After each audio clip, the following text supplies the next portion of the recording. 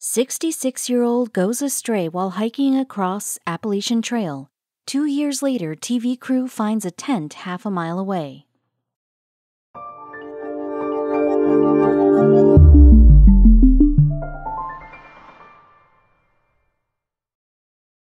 But before we start, please make sure to subscribe to m&rtv and hit the bell so you never miss any upload from us. Also, leave a like right now. Adventure sports are associated with high levels of risk. They involve extreme height, speed, and danger. These activities require intense training, utmost fitness, and specialized gear. For adventure enthusiasts, it's a way of life. They live for the adrenaline rush and the thrill these sports offer. One such adventure enthusiast was, believe it or not, a 66-year-old woman named Geraldine Largay. But don't they say, age is just a number? And rightly so, because Geraldine went on a hike across the Appalachian Trail. Although this trail was known for being tricky and challenging for even a young and fit person, Geraldine was confident she would be able to finish it successfully. Little did she know her journey will be quite different from what she had planned. And 2 years after this expedition, her family will discover the truth. The Appalachian Trail, or AT, is a traced hike trail in the eastern region of the United States. Extended across 2,190 miles starting from the Springer Mountains in Georgia to Mount Katahdin in Maine, the trail runs through 14 states of the eastern coast and is the perfect way to experience the region in its natural glory. For hiking enthusiasts, this trail is one of the most breathtaking experiences in the world. However, it is not at all a comfortable journey. It takes about 5 months to complete this rocky trail, which exposes you to extreme climatic conditions. In fact, out of 4,000 hikers who set out on this trail every year, only a quarter managed to reach the finish line. The odds of surviving this hiking trail were not great, but for Geraldine, or Jerry Largay, it was worth trying. Jerry was a retired nurse living in Tennessee. She loved the outdoors and has always been an adventure enthusiast, even at 66. And in the spring of 2013, she was ready for her next adventure. After doing some research for her next destination, Jerry was convinced she had to hike the Appalachian Trail. Jerry had been happily married to her husband, George, for almost 40 years now. They were high school sweethearts, and Jerry had never known how to love any other man except George. But back in the day, Jerry had one fear: marriage. Her parents never had a happy marriage to look up to, and she was afraid she would follow in their footsteps. But soon enough, George and Jerry realized that they are not their parents. So she can let go of the fear and embrace happiness instead. Her love for George was enough for Jerry to take the leap of faith. After their marriage, the couple became parents to a beautiful daughter. Jerry had finally let go of the fear and embraced her little family as the source of her happiness. As a young couple, Jerry and George were always pretty outdoorsy, frequently going on treks and hikes. However, that didn't change even as they grew older. In fact, after her retirement, Jerry had more time to travel, which is the reason she was determined to follow the Appalachian Trail. Jerry had always been a strong, independent woman. However, her anxiety was one thing that she battled with all her life. Her husband has always been an immense help in getting Jerry's anxiety under control, but despite that, she decided to go on this trip without him. She believed this was a hurdle that she needed to overcome on her own. George was not on board with this plan. He wanted to accompany her on the trip for numerous reasons, like, for one, Jerry had a terrible sense of direction, and this trail was known to be challenging as it is. Plus, it was not a matter of days, it will take her months to finish the trail. After endless discussions between the couple, they finally reached a middle ground. Jerry agreed, after much resistance, to bring along her best friend Jane Lee on this trip with her. Jerry and Jane had been best friends since they were little kids, and she knew George too since they all went to the same high school. She was the perfect person to accompany Jerry on this hike. George had one more condition. Even though Jerry was not going alone anymore, the ladies were in their 60s and they require extra precaution. So it was decided they won't through hike the trail, and instead they will keep meeting George along the way, who would check in on them and restock their supplies. So after countless preparations and discussions, The two women set off on their journey on April 23, 2013. They entered the trail through an opening at Harper's Ferry in West Virginia. Jerry had a newfound burst of energy. She was not sure if this was because of the trip or being on foot again, but she was enjoying every moment of it. Jerry loved to hike deep in the woods. The sky vanishes almost completely, leaving only a few blue fragments scattered like a jigsaw puzzle. The air is rich with the smell of flowers and leaves. The sound of running water is hypnotic to her ears. Outside, the summer sun is bright and warm, but here in the woods, it only peeks between the dispersed branches of the thick trees. Jerry and Jane were set out on a routine. They would try to cover maximum distance during the daytime, leaving the evening for rest and sleep.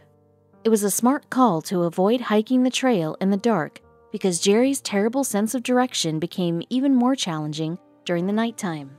Plus, it was easier to locate things in daylight.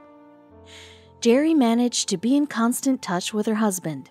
She would make at least one phone call every day to let him know she was doing okay, and text him frequently too. On one of these calls back home, the ladies came to know Jane has some emergency back home. As a result, she will have to leave for home immediately. Jane asked Jerry to come along with her. She didn't think Jerry was capable of handling the remaining trail alone. It had been 2 months since they left for their hike, which means they were not even halfway done. But Jerry had a separate plan altogether.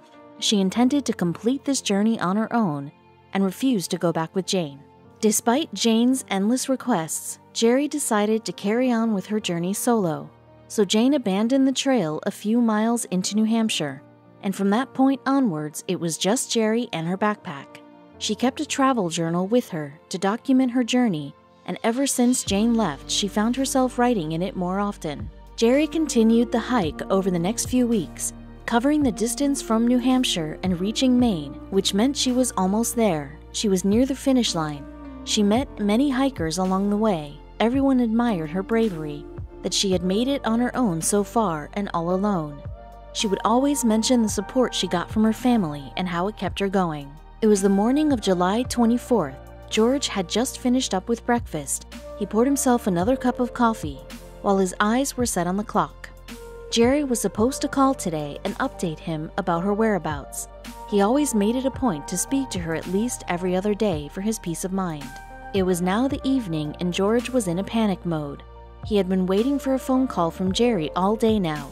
It was unlike her to forget to call him since they already set out the routine of staying in touch always. If the call couldn't connect, she was supposed to drop a message which will reach automatically once her cell manages to find the network. When the sky turned dark outside, George determined he can't wait any longer. He decided to call for help. By the next morning, if he manages to get in touch with her, they all could just laugh about it and call this thing off, but for now, he will go forward with this because he can't risk anything when it comes to his family.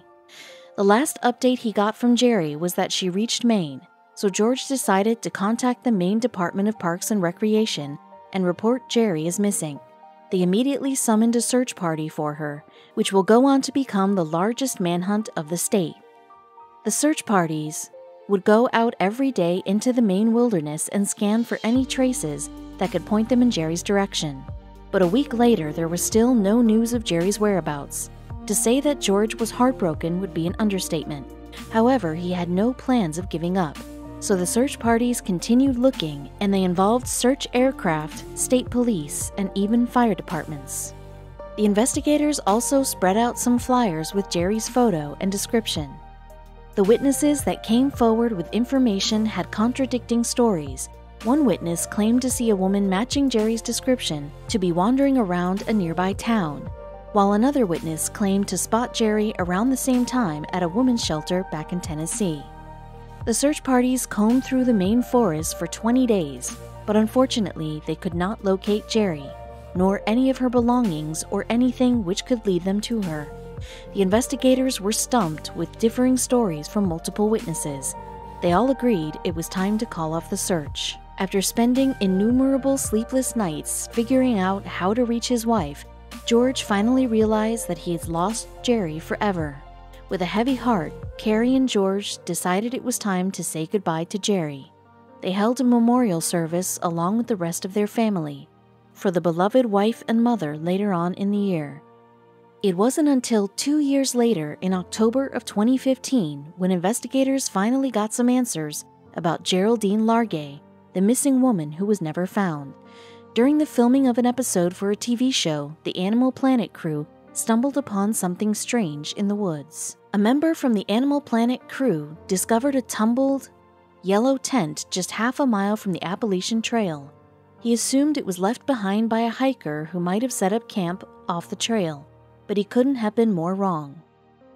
The man could smell the terrible odor, and on exploring further, he found that beneath the rotting remains of the tent was a corpse so decayed he was not sure if anyone will be able to identify it. He immediately called the rest of his crew so that they could report it to the police. Once the cops arrived, they began investigating the content of the tent and found a journal tucked away inside. That is what helped them in identifying the corpse as Geraldine Largay, the woman who went missing 2 years ago in 2013. The news was heartbreaking even for the officers. The officers reached the Largay residence to convey the bitter news to George. It was bitter for multiple reasons. George had already come to terms with losing Jerry 2 years ago. They assumed the worst and had a memorial service for her, so bringing this up again would cause him immense pain. If people were assuming that after 2 years it would not hurt George since he already mentally prepared himself for the loss of his wife, they were wrong. That's the tragedy of losing a loved one. The news hit him like a punch in the gut. The officers left Jerry's belongings with George and handed the journal to him. The front of it said, "George, please read XOXO." George sat down with the journal and opened it with trembling hands. It was her handwriting.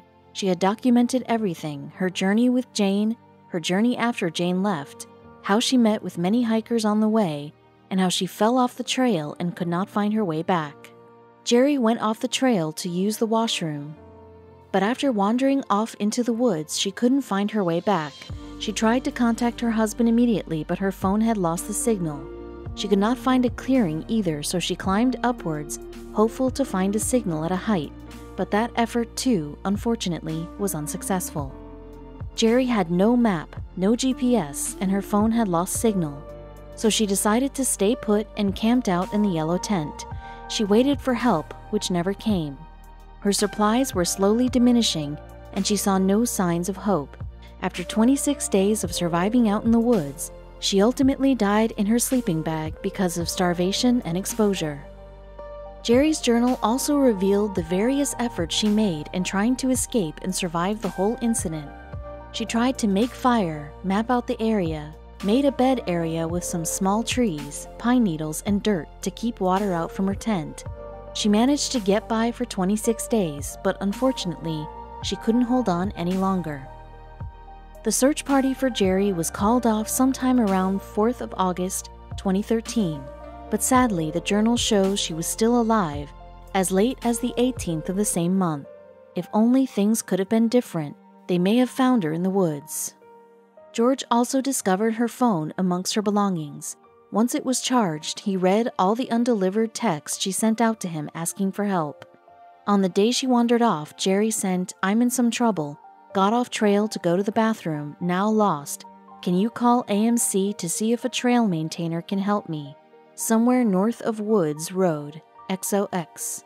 His eyes were blurry with tears as he kept reading them over and over. The campsite built by Jerry was nearly a mile or two away from the Appalachian Trail, and according to the officers who found her body, the campsite which she built was not visible to the human eye unless you're right next to it. The forests are thick as it is, so finding something like that was indeed next to impossible, even for the search aircraft. The saddest part was the end note in Jerry's journal, which read, "When you find my body, please call my husband George and my daughter Carrie. It will be the greatest kindness for them to know that I am dead and where you found me. No matter how many years from now, please find it in your heart to mail the contents of this bag to one of them." Even though George and Carrie had a memorial for Geraldine back in 2013, they had not received closure until this moment. Jerry was right. It was the greatest kindness for their tormented hearts to know that she is not lost, but dead. Now they will finally be able to rest knowing that Jerry is in peace. Receiving Jerry's journal and belongings from the tent meant a lot to George and somehow helped initiate the healing process. Even though he lost the love of his life, he had no regrets about Jerry going on the hike. He believes this way she died doing what she loves the most, living life to the fullest.